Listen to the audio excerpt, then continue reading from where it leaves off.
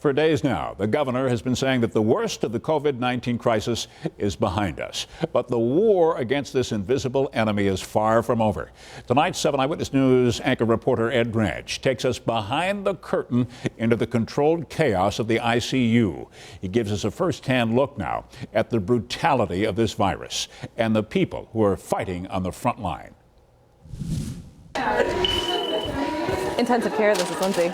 Inside the ICU at Millard Fillmore Suburban Hospital. Generally, the patients that come here are your sickest in the hospital. Next door, 18. Oh, okay. In a moment of urgency, frontline workers quickly take off their protective gear, moving from one room to another, both with COVID patients. Alarms are ringing, monitors are flashing. You have to rush in the room and do whatever you can. When these nurses get in there with a new gown and gloves, the patient is stabilized in seconds.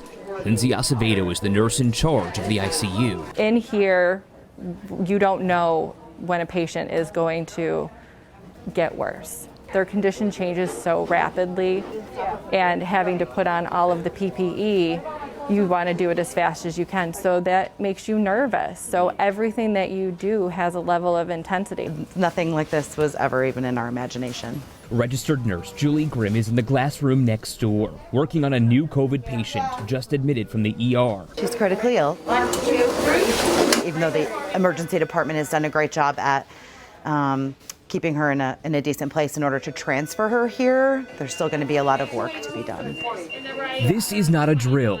This is real life. And all of this before noon on Wednesday, 7 hours before their shift ends. We're trying to wake her up? Okay. These are the people on the battlefield in this fight against COVID-19. During morning rounds, they stop outside each patient's room, discussing their case and care. Doors are shut tight, there is tape over the windows, calling extra attention to COVID cases and the necessary protective equipment needed to go inside. Excuse me, Christine, I gotta get right in here. She's layered in armor, an N95 mask, a surgical mask, a face shield, a gown, 2 pairs of gloves. Do you feel you have enough? Right now, yes. Right now I do. We can kind of feel things are getting a little bit tighter. 15 of 19 patients on this floor are COVID positive. There are another 16 COVID positive patients on another floor. We're told there's an uptick in COVID hospitalizations here at Suburban, including some from nursing homes. We're seeing the gamut. It doesn't really matter. We may have a higher number of older patients or patients with pre-existing conditions, but we're seeing everything. Did you ever think that we would be in a situation like this? I didn't think it was going to get this bad. Many of these patients are sleeping, if you will, sedated by medication so a machine can breathe for them, keeping them alive. That's the job of the coveted ventilator.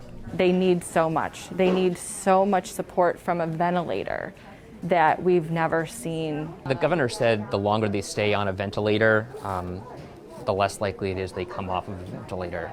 Are you seeing that here? Yes. These are much different deaths. You know, this is a virus that we don't have a lot of information on, so it's hard to comfort families.